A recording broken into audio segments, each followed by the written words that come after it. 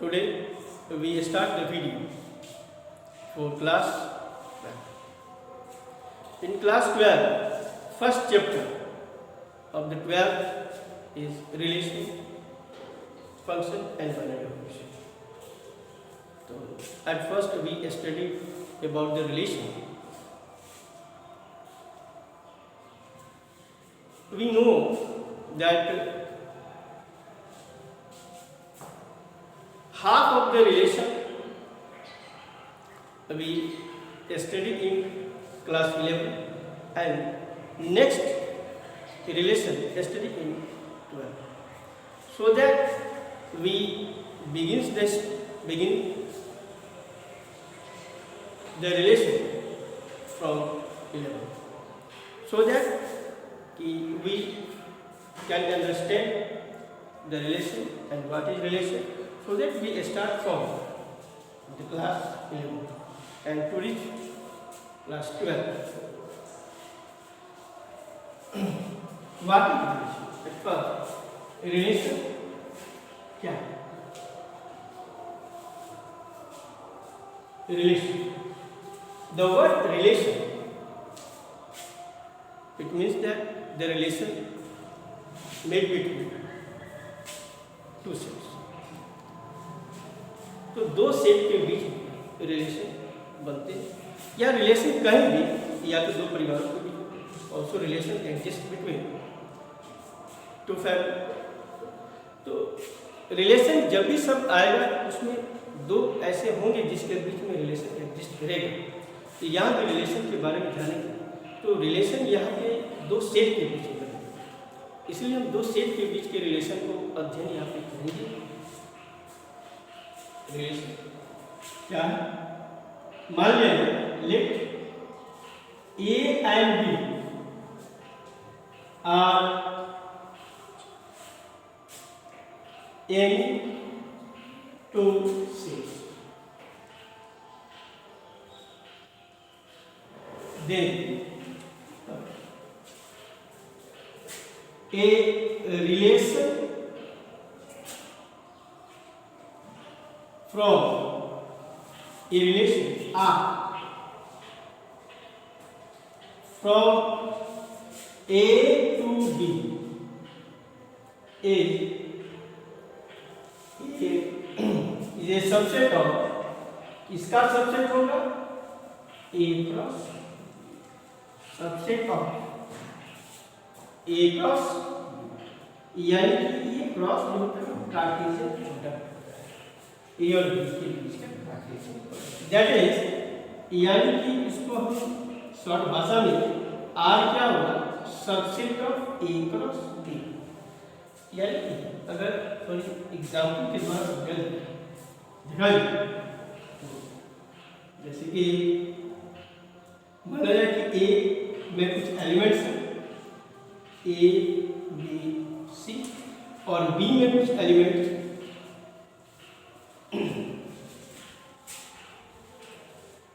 X Y. तो यदि हम ए क्रॉस बी निकालें तो ए क्रॉस बी का मतलब ये जो ऑर्डर पेयर का सेट होता है, जिसका पहला एलिमेंट सेट ए का होता है, सेकंड एलिमेंट सेट बी का होता है, और दोनों को मिला के पेयर होता है. अब जैसे ए का एलिमेंट ए है तो ए के साथ बी के दोनों एलिमेंट्स का pair A X A Y, फिर बी के साथ बी के दोनों एलिमेंट्स का पेयर बनाएंगे बी एक्स बी. फिर C के साथ दोनों एलिमेंट्स का पेयर बनाएंगे सी एक्स सी. तो यह ए क्रॉस बी. जब भी ए क्रॉस बी उसमें पहला जो एलिमेंट्स का पेयर का फर्स्ट एलिमेंट, ऑर्डर पेयर का फर्स्ट एलिमेंट वह सिर्फ ए का होगा, सेकंड एलिमेंट सिर्फ बी का. तभी हम ए क्रॉस बी निकालते हैं. और इस बात को ध्यान देना, या लेवल पे हम लोग स्टडी किए होंगे कि A cross B is not equal to B cross A. और जब भी याद रखिएगा कि अगर ऑर्डर पेयर में ए बी लिखा हुआ, A B belongs to A cross B, याद रखिए कि ए जो होगा वह ए का एलिमेंट्स होगा एंड बी जो एलिमेंट्स होगा से बी का एलिमेंट्स होगा। ये आप इलेवन में पढ़ेंगे या तब जाकर हम इस बात को अच्छी तरह समझ सकते हैं। तो ये ए क्रॉस बी हुआ, और यदि माना जाए लेट आगे क्या दिया हुआ है पता है, लेट या देखा जाए यदि अगर इस प्रकार है, अगर रिलेशन आर और इसे इस प्रकार दिया हुआ कि इसमें जो एलिमेंट्स है ए एक्स, मान लीजिए कि बी एक्स और सी, अगर ये एलिमेंट्स दिए हैं, अगर आर में ये सब है तो देख सकते हो आर का सारे एलिमेंट्स ए क्रॉस बी में है, आर के सारे एलिमेंट्स किसमें है ए क्रॉस बी में है। तो जब ए क्रॉस बी में है तो हम कह सकते हैं कि R is a subset of A cross, और तभी कह सकते हैं इसीलिए कि आर क्या होगा, आर विशेष है, तभी हम कर सकते हैं वी से कि R is a relation from A to B, और दूसरे शब्दों इन अदर वर्ड दूसरे शब्दों में हम इस प्रकार डिनोट करते हैं R such that A to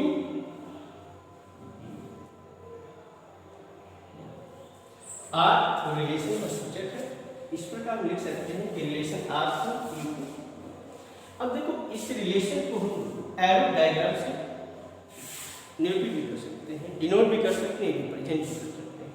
तो आर को हम लोग by arrow diagram we can be represent, तो रिलेशन को हम एरो डायग्राम के द्वारा रिप्रेजेंट कर सकते हैं। हियर बी हियर, तो देखो एरो डायग्राम, तो relation R from A to B, from A to B is also represented by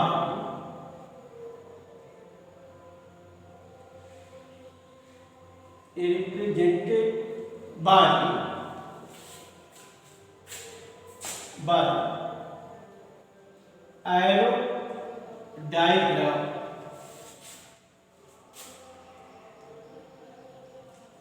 अब देखो यहीं पर लिखा, तो ये एरो डायग्राम में क्या करेंगे, इसको भी 11 में पढ़ना है रिलेशन के बारे में।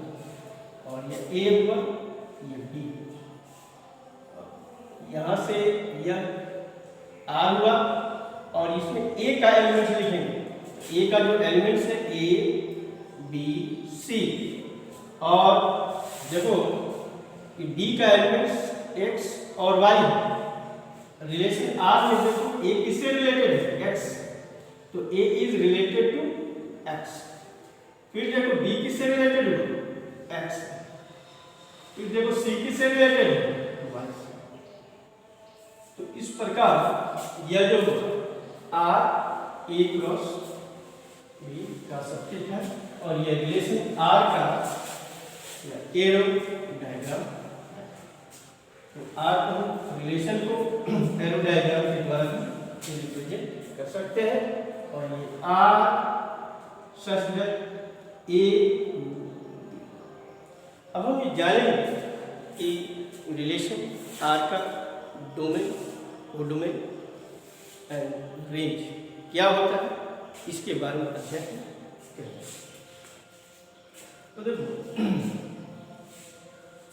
तो domain of a relation R from A to relation R from A to B relation का डोमेन क्या होगा? लेट ए एंड बी, या कर सकते हैं let R be a relation from A to B, then relation R, then domain of R is defined as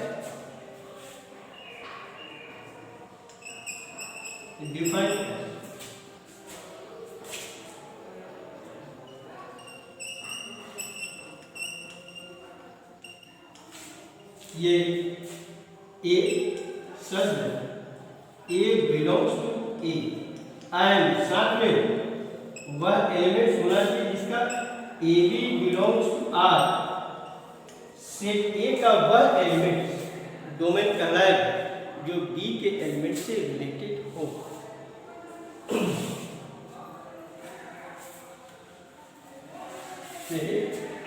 ए का वह element domain कहलाएगा।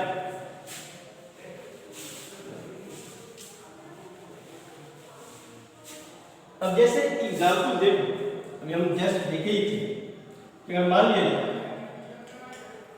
ए में कुछ एलिमेंट्स हैं इस प्रकार ए बी सी और बी में मान लो एक्स वाई ये एलिमेंट, और आर एक रिलेशन इस प्रकार डिफाइन किया हुआ है, मान लो एक्स ए वाई बी, ऐसा एक रिलेशन दिया है। हम देख सकते हैं कि यह रिलेशन इस प्रकार है,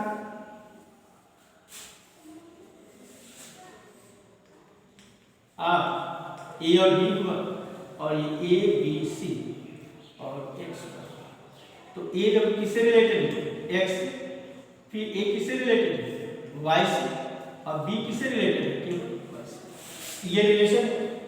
तो जब रिलेशन हुआ तो देख सकते हो कहा है कि डोमेन ऑफ आर क्या होगा, तो डोमेन ऑफ आर में सेट ए का वह एलिमेंट जो बी से रिलेटेड है, तो देखो सेट ए का कौन कौन सा एलिमेंट सेट बी से रिलेटेड है, तो मात्र सेट ए का दो एलिमेंट ए और बी सेट बी के एलिमेंट से रिलेटेड है, इसीलिए सेट ए का ए और बी ही डोमेन के अंतर्गत होगा।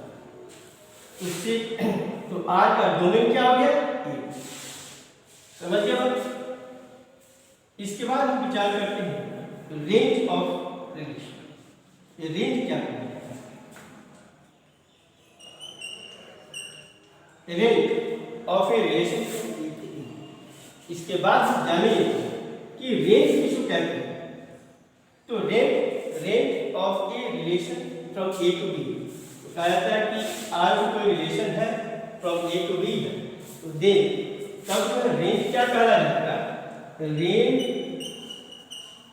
Of R is defined as, range जो हो जाएगा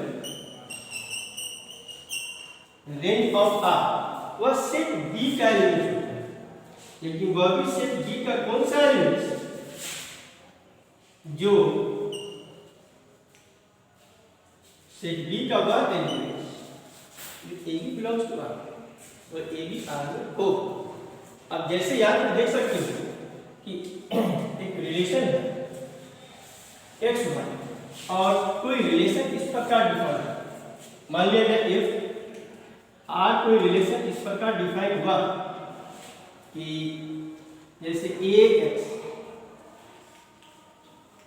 बी एक्स सी एक्स, इस प्रकार एक रिलेशन है, तो देख सकते हो कि ये भी एलिमेंट्स ए क्रॉस बी के होंगे। तो जब ये बन गए तो देख सकते हो कहा जाए कि इसको अगर एरो डायग्राम से दिखाया जाए, ये क्या बनेगा, ये आर ए बी और ए बी सी और ये एक्स वाई, यहाँ देखो कहा है कि रेंज क्या हो जाएगा, रेंज ऑफ आर। तो देखो इस रिलेशन में देखो ए किससे रिलेटेड है, एक्स, फिर बी किससे रिलेटेड, एक्स, सी किससे रिलेटेड, एक्स। तो यहाँ देख सकते हो कि सेट ए का सारे एलिमेंट्स किससे रिलेटेड है, केवल एक्स। तो यहाँ से कहा जाए कि बी का जो एलिमेंट्स सेट ए से रिलेटेड होंगे, सेट बी का जो एलिमेंट सेट ए के एलिमेंट से रिलेटेड होंगे, उसी एलिमेंट को हम रेंज कहेंगे। तो देखो सेट बी का कौन कौन सा एलिमेंट सेट ए से रिलेटेड है, केवल एक्स, इसलिए रेंज में क्या हो जाएगा, केवल एक्स। तो बात हम समझिए कि रेंज किसको कहेंगे, डोमेन किसको कहेंगे। तो डोमेन और रेंज समझने के बाद अब हम जानेंगे कि कोडोमेन किसको कहते हैं।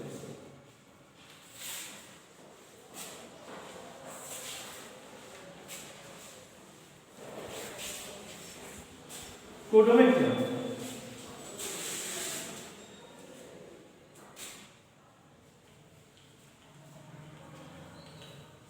कोडोमेन मान लीजिए if R be a relation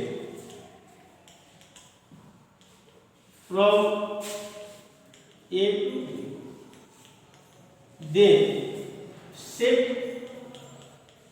B is said to be codomain.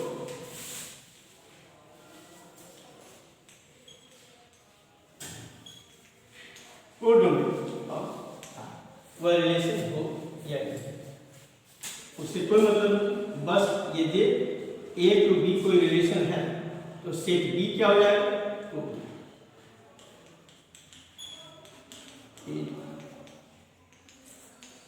Set to be, इसको हम कोडोमेन कहते हैं। तो अगर हम एक एग्जाम्पल पर विचार करें, एग्जाम्पल लिख ए बराबर 1 2 3 4, बी बराबर ले ले 4 5 6। तो देखो ए क्रॉस बी करके कार्टेशियन प्रोडक्ट निकाला जाता है, तो देख सकते हो क्या जाता है 1 1 5 1 6 2 4 2 5 2 6, उसी प्रकार 3 4 3 5 3 6, और उसी प्रकार 4 4 5 एंड 4 6। ए क्रॉस बी में जो एलिमेंट्स होते 12 एलिमेंट्स हो जाएंगे। अब मान लिया कोई एक रिलेशन निकला, इफ ये relation from A to B is defined, ऐसे डिफाइन आर बराबर दिया हुआ है 1 1 6 2 6 3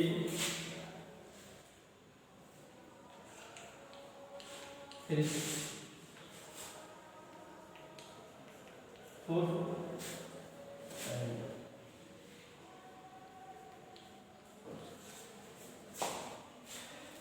ऐसा एक रिलेशन है। इस रिलेशन एग्जाम्पल ये ए में क्या है 1 2 3 4, बी में 4 5 6, ए क्रॉस बी में क्या होगा, तो ए का भी सारे एलिमेंट्स बी के सारे एलिमेंट्स से पेयर बनाएंगे, ए का 1 के साथ बी के तीनों एलिमेंट्स का पेयर बनाएंगे, उसी प्रकार 2 के साथ तीनों का पेयर बनाएंगे, 3 के साथ भी तीनों का पेयर बनाएंगे, 4 के साथ भी तीनों का पेयर बनाएंगे। तो इस प्रकार ए क्रॉस बी हमको निकल जाएगा। और मान लिया एक रिलेशन ए टू बी इस प्रकार डिफाइन है एलिमेंट्स। तो देखा जाए इसमें सारी चीजें तो हम समझ सकते हैं। अब इस रिलेशन का एरो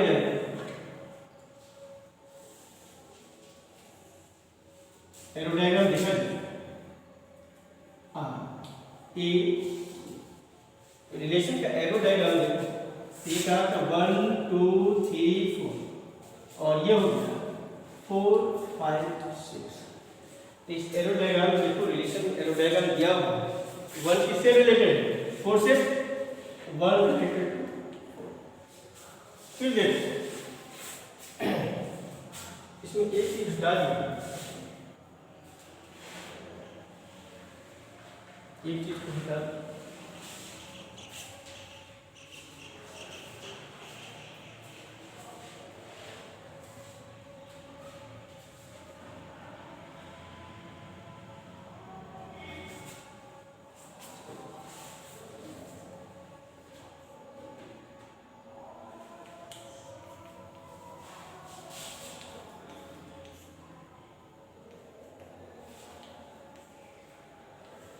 इस रिलेशन को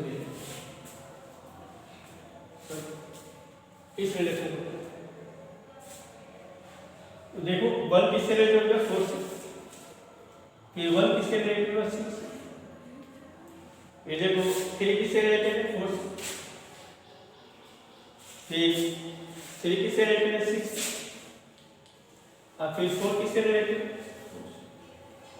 इस रिलेशन में गौर, इस रिलेशन में देख सकते, जान सकते हैं कि ये जो है, अब कहा जाए डोमेन क्या है? डोमेन ऑफ आर का डोमेन। तो देखो सेट ए का कौन कौन सा एलिमेंट रिलेटेड है? तो 1 3 4 दो किसी से रिलेटेड है? 1 3 4। और फिर कहा जाए रेंज ऑफ आर। इसमें देखो सेट बी का कौन कौन सा एलिमेंट सेट ए से ए के द्वारा रिलेटेड है? तो 4 and 6 वाई उसका रेंज का है। और कोडोमेन ऑफ आर,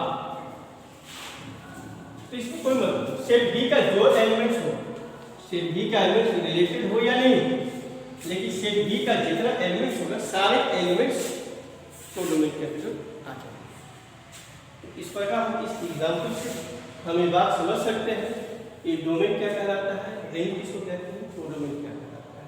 तो कोडोमेन, रेंज और डोमेन के बीच डेफिनेशन को समझ सकते हैं। और तब जो हम आगे देखते क्या है कि इसमें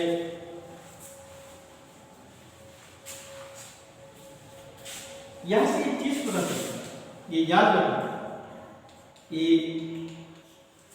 जो रेंज है,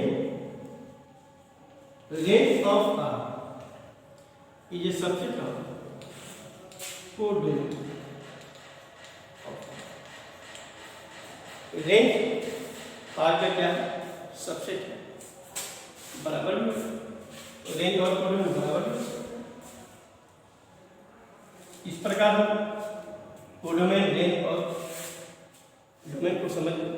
इसके बाद हम आगे देखेंगे नंबर ऑफ रिलेशन कितने बन सकते, दो सेट के बीच में टोटल नंबर ऑफ रिलेशन कितने बन सकते हैं? तो total number of relation from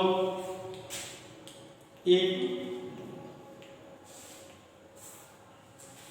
तो देखो याद रखना कि from definition,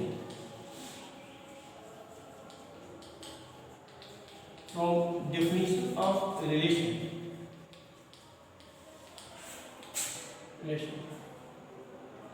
from A to B. Relation जो होता है वह ए क्रॉस बी का सबसेट होता है। That is relation is a subset of A cross. इसलिए कहा जाए कि टोटल नंबर ऑफ रिलेशन क्या होगा, total number of relation from A to B is equal to total number of subset of A cross B। तो total number of subset of A cross B कितना होगा, तो 2 का power n A cross B। और याद रखोगे यह A cross B Na into Nb के ही बराबर है। तो टोटल नंबर ऑफ रिलेशन कितना है। अगर मान लीजिए एग्जाम्पल स्वरूप ए में मान लो दिया हुआ ए बी और बी में दे दे कि 2 और कहा जाए कि टोटल नंबर ऑफ रिलेशन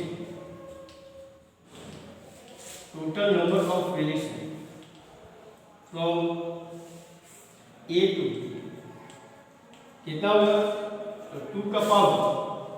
अब देखो n A number of elements n A into n B, तो total number of elements in set A में कितना हो गया थे, total number of elements in set A 3 और total number of elements in set B 2, तो 2 का power 6 और 2 का पावर 6 64। तो total number of relation A to B कितना मिला 64। तो हम आसानी से पता कर सकते हैं कि अगर सेट दिया हुआ ए और बी दिया हुआ और कहे कि दोनों के बीच में कितने टोटल नंबर ऑफ रिलेशन बनेंगे, हम आराम से हम आसानी से बाय दिस फॉर्मूला, इस फॉर्मूला के आधार पर हम लोग उसका नंबर ऑफ सबसे तैयार कर सकते हैं। तो आगे देखें,